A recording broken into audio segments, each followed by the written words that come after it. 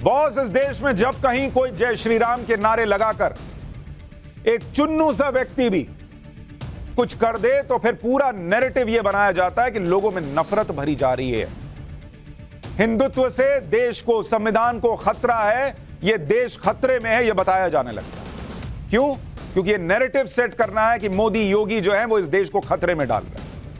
इसलिए हिंदुत्व को दागदार करने के लिए कुछ नहीं मिलता तो कोई एक व्यक्ति कहीं कुछ कर दे पूरे 140 करोड़ के देश में, तो सीधे हिंदुत्व पर खतरा जो है वो मंडरा, हिंदुत्व को खतरा बताया जाने लगता है। लेकिन अगर धार्मिक नारे हिंदुत्व से ना जुड़े हों और दूसरे धार्मिक नारे लगाकर कोई कुछ भी कर दे तो संविधान खतरे में नहीं आता ऐसे लोगों के। तब देश को कोई खतरा नहीं दिखता, तब कोई कुछ नहीं बोलता। जय श्री राम के नारे लगाने वालों को तो तुरंत विलन बता दिया जाता है, लेकिन दूसरे धार्मिक नारे लगाने वालों को विलन नहीं बल्कि पीड़ित बता दिया जाता है। और ये एक पैटर्न है बॉस। एक्शन की बात मत करो, सीधा रिएक्शन पर सवाल उठाओ। गुजरात दंगों से लेकर दिल्ली दंगा, नू सब उठाकर देख लीजिए, आपको ये एजेंडाधारी यही करते मिलेंगे। सवाल यह है कि अगर पहला गलत है तो दूसरा गलत क्यों नहीं है? लेकिन इस देश में यही पैटर्न चलता चला रहा है और आज तक चल रहा है, फिर चाहे हरियाणा के नूह में हिंसा का मामला हो या फिर कोई दूसरा मामला।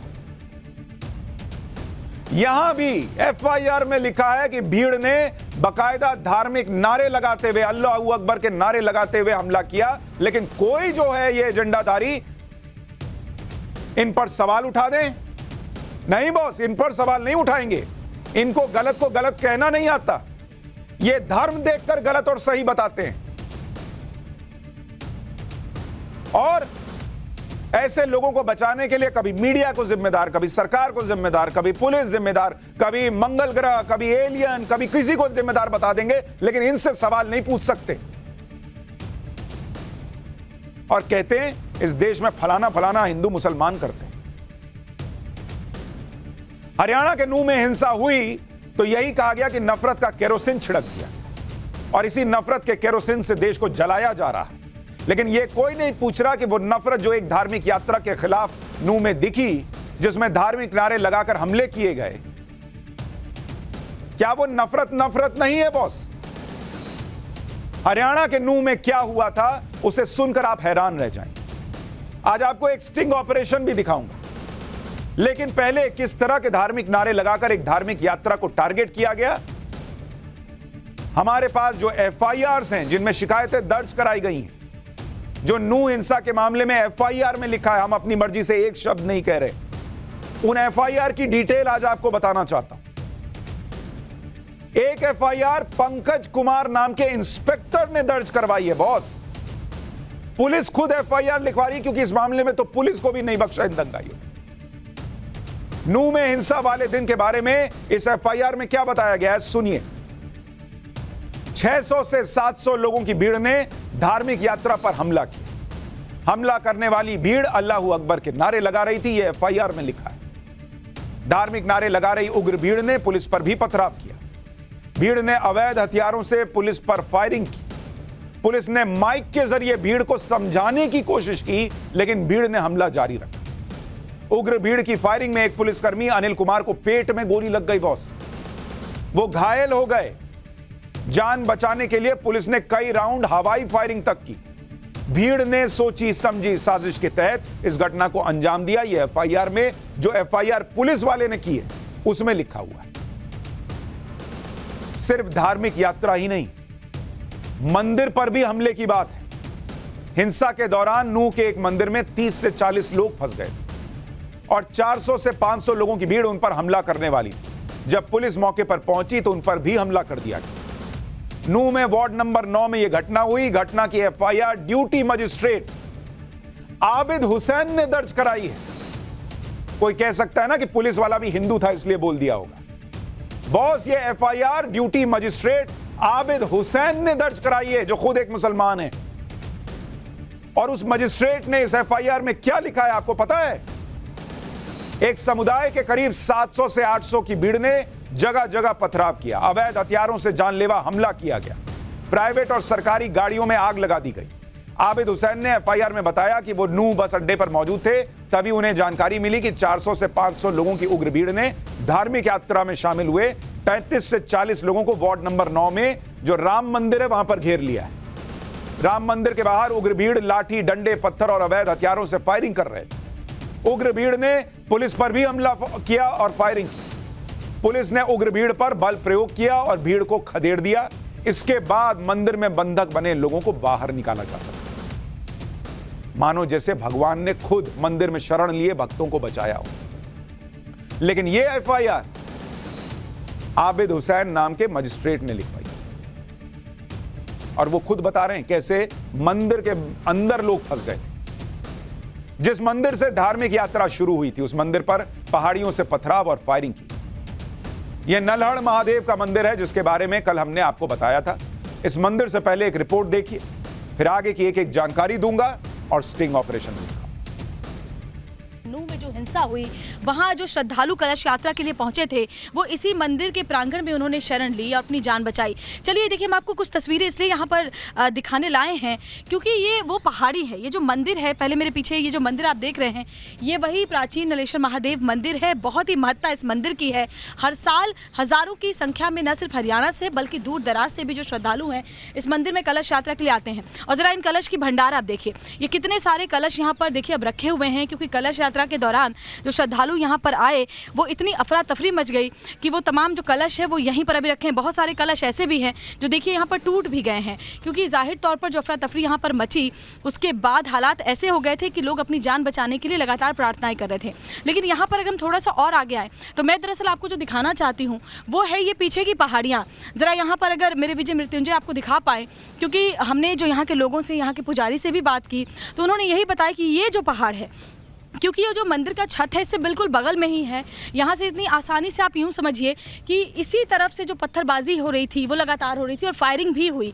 ये जो एकदम मंदिर के छत से सटा हुआ जो ये पीछे की पहाड़ी का हिस्सा है जो मेरे ठीक पीछे आप देख पा रहे हैं, इसी पहाड़ से वो गोलीबारी भी हुई, गोलियाँ भी चली और साथ ही साथ पत्थर भी फेंके गए।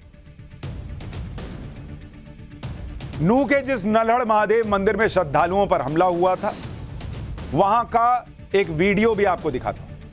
नल्हड़ मंदिर 3 तरफ से पहाड़ियों से घिरा हुआ है, जहां से श्वेता अभी आपको रिपोर्ट दिखा रही। ये पहाड़, वहां उपद्रवियों ने मंदिर को घेर लिया था यारों, गोलीबारी हो रही थी। इस वीडियो में पुलिस की मौजूदगी में फायरिंग की आवाजें आ रही। पुलिस लोगों को किसी तरह से यहां से निकाल रही है। एक वायरल वीडियो है, हम वीडियो की पुष्टि तो नहीं कर रहे, लेकिन इस वीडियो में क्या दिखता है आप उसको जरूर देखिए और पुलिस इस वीडियो की जांच भी कर रही है। और ये एक भाई हमारा गोली मार दी है पुलिस प्रशासन ले जाती हुई। ये देखो भाई, ये पहाड़ है, पहाड़ों से घेरते हुए ये गोली फायरिंग होती हुई, ये फायरिंग होती हुई। और ये एक भाई हमारा गोली मार दी है पुलिस प्रशासन ले जाती हुई। ये देखो भाई, ये पहाड़ है, पहाड़ों से घेरते हुए ये गोली फायरिंग होती हुई, ये फायरिंग होती हुई। और ये एक भाई हमारा, सवाल तो ये पूछा जा रहा है कि पुलिस वाले कर क्या रहे थे, लेकिन भीड़ ने तो पुलिस वालों को भी टारगेट बना रखा। एक एफआईआर अनिल कुमार नाम के सब इंस्पेक्टर ने भी दर्ज करवाई। ये सब इंस्पेक्टर यात्रा के दौरान ड्यूटी पर था।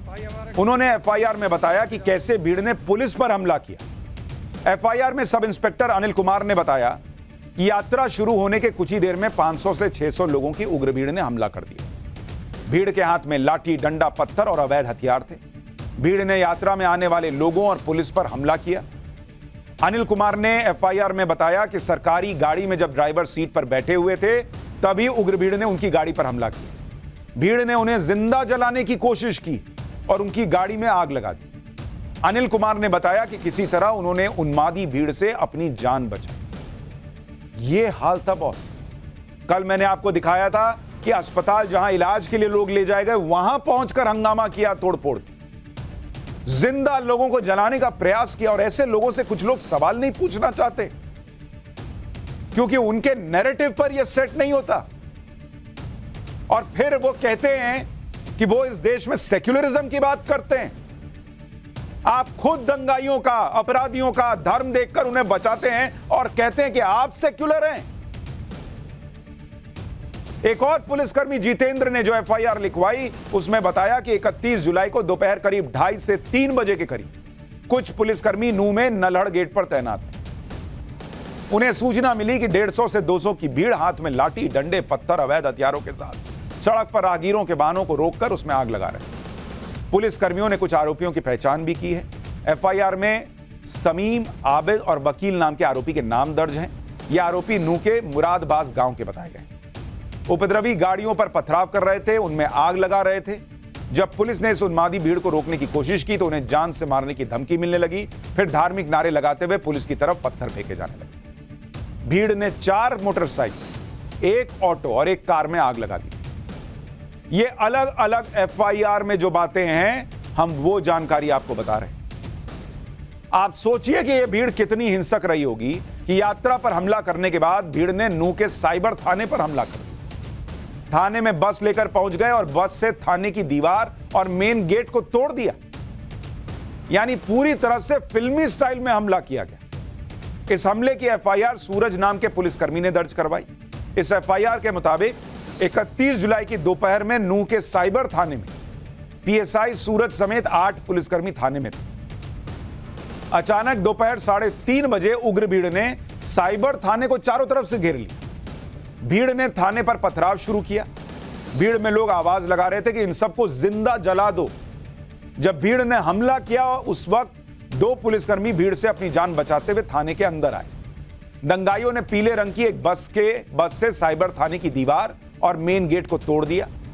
भीड़ ने कुछ दंगाइयों ने थाने की दीवार और छत पर चढ़कर अवैध हथियारों से पुलिस पर फायरिंग भी की। जान बचाने के लिए पुलिस वालों को दीवारों के पीछे छिपना पड़ा। भीड़ को भगाने के लिए पुलिस ने टीयर गैस गन का इस्तेमाल किया। भीड़ से जान बचाने के लिए पुलिस ने 100 राउंड हवाई फायरिंग भी की। भीड़ ने थाने के बाहर खड़ी गाड़ियों में आग लगा दी। थाने के अंदर खड़ी गाड़ियों में भी तोड़फोड़ की। कुछ गाड़ियों में आग लगा दी गई। थाने से 2 plastic cooler, 1 inverter, 1 battery, 1 laptop और एएसआई के पर्स से उनका आधार कार्ड और 5000 रुपए भी लूट के ले गए। थाने की छत पर रखी पानी की टंकियों को तोड़ दिया। इसी दौरान भारी संख्या में पुलिस फोर्स आ गई, जिसके बाद भीड़ वहां से भाग गई। इस हमले में 2 पुलिस वाले घायल हुए। ये सारी बातें भी एफआईआर में दर्ज है। इन एफआईआर से साफ लगता है कि धार्मिक यात्रा पर हमला होना जैसे तय था। भीड़ पूरी तरह से तैयार थी। पुलिस वाले भी टारगेट पर थे। अच्छा, कोई कह सकता है कि भाई साइबर क्राइम के थाने पर क्यों हमला किया? शायद बहुत लोगों को नहीं पता होगा, लेकिन जिस तरह से जो साइबर क्राइम देश भर में होते हैं उसमें सेकंड नंबर पर सबसे ज्यादा केसेस जो हैं वो नूह से कनेक्टेड मिलते हैं कि वहां से साइबर क्राइम किया जाता है। यानी ऐसा लग रहा है कि इसी आग में अपने अपराध जो हैं वो भी जलकर खत्म हो जाएं, इसका भी प्रयास किया गया। किसी तरह का कोई डर भीड़ के अंदर दिखा ही नहीं।